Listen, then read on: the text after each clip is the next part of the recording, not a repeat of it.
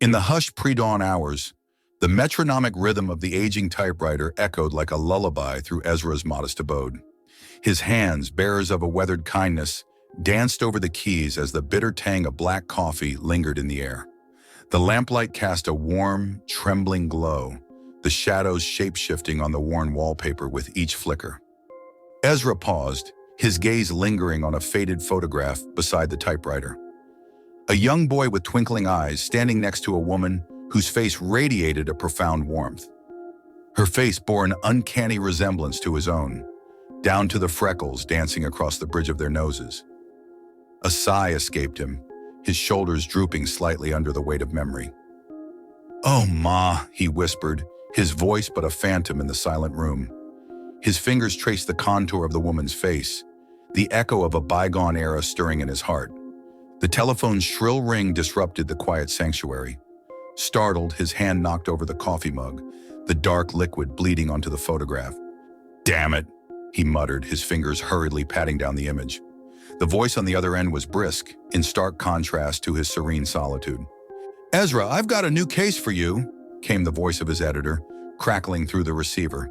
"Drug dealers, Hobbs, New Mexico. You're the best we've got." He squinted at the world map pinned against his wall, his finger trailing over to the small, nondescript town of Hobbs. "Drug dealers?" he echoed. His voice was quiet, his character shaped more by the silence than words. The word school followed, trailing behind like a chilling specter. With a heavy sigh, he replaced the receiver and picked up the ruined photograph, looking once more into the eyes of the boy he once was and the mother he had lost. The pain was an old friend, ever present, hidden just behind the veil of his everyday routine. "Let's do this, Ma," he whispered, tucking the photograph back beside the typewriter. "For all the lost ones." The town of Hobbs, New Mexico, appeared on the horizon, a sleepy dot sprawled across the sprawling desert landscape. The sun was setting, painting the town in hues of melancholy oranges and purples. As he drove past the "Welcome to Hobbs" sign, a shiver crawled up his spine.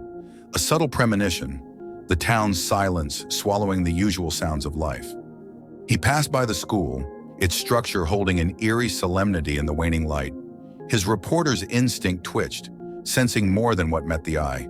He checked into a small motel, the neon sign flickering, casting long, creeping shadows. Settling down on the squeaky mattress, he pulled out a worn notebook, its pages a testament to years of untold stories.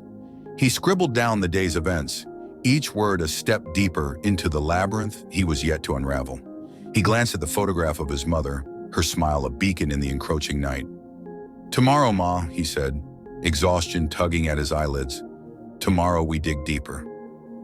As the night descended, the small town of Hobbs laid quiet and undisturbed under the vast, twinkling canvas of the cosmos. A silence that seemed to whisper, promising a story waiting to unfurl in the heart of the sleepy town, a tale of innocence shrouded in horrors yet unseen. As dawn crept in, it breathed life into the small town of Hobbs, the stillness of the night giving way to the murmuring day. Ezra, dressed in his austere attire, stepped onto the sun-baked pavement, the scent of dust and distant rain hanging in the air. His gaze, hardened by years of searching for truths beneath the veneer of the ordinary, scanned the sleepy town. In his interactions with the locals, his quiet demeanor shone. He listened more than he spoke, his generous spirit sifting through the undercurrents of fear that subtly tainted their words. "Never seen no drugs, mister," old Mrs. Riddle said, her rheumy eyes refusing to meet his. The rhythmic clicking of her knitting needles wove a strange melody with the ticking of the antique cuckoo clock on her mantelpiece.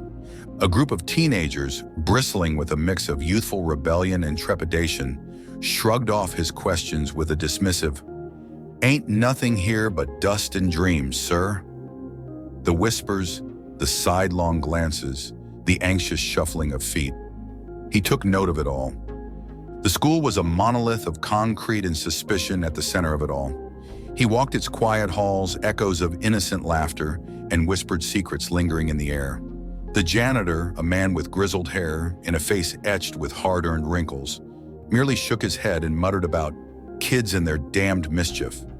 In a forgotten corner of the school, away from prying eyes, Ezra stumbled upon a peculiar symbol etched crudely into the brick wall. It was an intricate design, its origins evidently not of this world. The sight of it made his heart race, a chilling wind of realization blowing over him. This town had more problems besides the drugs. As the sun set, he found himself seated in the local diner, lost in a sea of thought. He sketched the symbol in his notebook, its alien lines seeming to squirm and blur under his gaze.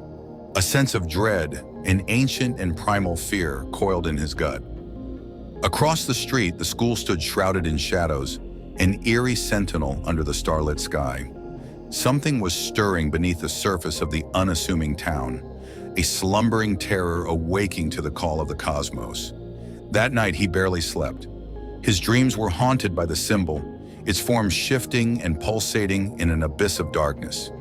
He woke up drenched in sweat, his breath coming out in ragged gasps. He grabbed the photo of his mother, her reassuring smile anchoring him in the chaos. "I'm onto something, Ma," he whispered into the silence. His eyes hardened with resolve. "Tomorrow, I face it head-on." Outside, the moon bathed Hobbs in its soft, ethereal light. Unseen and unheard, a shadow fell upon the town, a silent herald of the unveiling that was yet to come. In the quiet, one could almost hear the whispers of the stars, an ancient symphony speaking of unfathomable horrors and cosmic secrets about to be unmasked. Ezra, in the cold light of dawn, found himself drawn back to the enigmatic symbol etched into the school's brick wall. Its peculiar design seemed to quiver under his gaze, its presence somehow more sinister in the broad daylight. He couldn't shake the feeling that it was more than a mere carving. It was a door, a gateway leading to the unfathomable. In the quiet hush of the school library, he pored over countless volumes, his eyes scouring pages filled with arcane symbols and obscure references. An undercurrent of anxiety wound its way through the stillness. The ordinary sounds of turning pages and ticking clock took on an eerie quality, amplifying the sense of unease. Meanwhile, the townsfolk continued their routine with a practiced normality that did little to hide their growing apprehension. Whispers grew more hushed, eyes more wary. A primal dread seeped into the very bones of Hobbs, twisting the mundane into grotesque caricatures of normality. Later that day, under the guise of the moon's ghostly glow, he ventured into the forbidden depths of the school. The corridors were a labyrinth of darkness, the weak beam from his flashlight his only guide. The air was thick with a sense of anticipation, the silence stretching taut as a bowstring. And then he found it. Beneath the school, hidden behind a nondescript maintenance door, was an underground chamber. The walls pulsed with a disquieting energy, a grotesque mirror of the symbol he had discovered earlier. A strange, unholy light shimmered around the chamber, turning shadows into writhing serpents on the walls. The room held a stench of dread and decay, a sensory echo of horrors performed and yet to come. As a mortal man plunged into an abyss of cosmic terror, he felt the walls of reality crumble around him. His heart pounded a frenzied beat, his breath caught in his throat. But his journalistic instinct, that relentless pursuit of truth, held his terror at bay. As he documented the terrifying spectacle, a distant howl echoed through the chamber. The walls trembled, the symbols searing bright as if in response. With panic gnawing at his courage, he fled the chamber, the echoes of the cosmic horrors chasing him through the darkened hallways. He burst out of the school, the night air cold and biting, his breath fogged up in front of him, his heart pounding a discordant symphony with the quiet night. He turned back to look at the school. The benign edifice stood in stark contrast to the horrors it harbored, an abyss that gazed back with the cold eyes of a predator. "God, Ma," he whispered, his voice barely audible. The reality of the horror he had uncovered weighed heavily on him. He felt small, insignificant under the vast expanse of the star-studded sky. But his resolve did not waver. The abyss had gazed back at him, and he would face it, for he was its beholder. The town of Hobbs, the silent sentinel, held its breath. It was no longer the innocent dot on the map, but a theater to a cosmic spectacle, a stage where the abyss was ready to step forth and reveal its grotesque performance. And Ezra, the reluctant protagonist, was drawn in, ready to plunge into the chaos that was to come. Under the merciless afternoon sun, Hobbs had become a simmering cauldron of tension. The ordinary town activities had taken on an eerie quality, the townsfolk meandering like phantoms in a dreadful play. And at the heart of it all was the school, an innocent facade concealing a labyrinth of shadows. Ezra, now a man touched by a cosmic horror, carried the weight of his discovery like a heavy shroud. The sunken eyes of the townsfolk bore into him, their unspoken pleas hanging in the air like dust motes. Armed with his knowledge, he stepped into the lion's den once again. The chamber below the school, once a sanctum of forbidden horrors, was now an arena for his confrontation. The strange light seemed to pulse in rhythm with his heartbeats, the walls whispering in an alien tongue. His pulse quickened, his hands shaking slightly as he etched a counter symbol from one of the old tomes, mirroring the monstrous sigil on the chamber walls.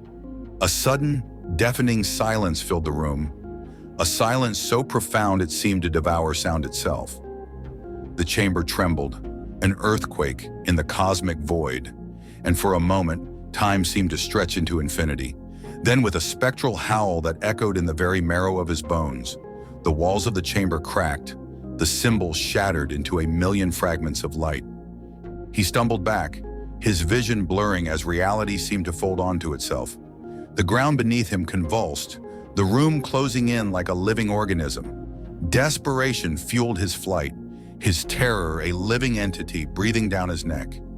He scrambled out of the chamber just as the ground caved in, the void swallowing the room whole. The school building trembled, a colossal groan reverberating through its bones, and then fell eerily silent. Panting, he emerged from the school, his body bruised but his spirit unbroken. He glanced back at the innocuous building, its structure untouched, the labyrinth of shadows buried beneath it. The silence of the town wrapped around him like a shroud, its haunting melody humming in the wind. He never found the drug dealers, the ordinary villains in his extraordinary tale. He left Hobbs, his departure unnoticed in the quiet town. His report told a tale of a failed investigation, of drug dealers who slipped through the fingers of justice, the cosmic horror remaining his and Hobbs' haunting secret. As he drove away, Hobbs fading into a distant mirage in his rearview mirror, he felt the lingering echo of the horrors beneath the school. He carried with him the knowledge that he had not defeated the cosmic terror, but merely silenced it. In the quiet comfort of his home, under the warm glow of his desk lamp, he found himself staring at the photograph of his mother. His hands, still trembling from the confrontation, traced the outlines of her face. "I escaped, Ma," he murmured, his voice breaking the silence of his room. But in the depth of his heart, in the pit of his soul, he knew he was never truly free. In the end, he was just a man, a mortal trapped in the labyrinth of shadows of a cosmic horror. The abyss had gazed back, and he would forever bear the scars of its inscrutable gaze.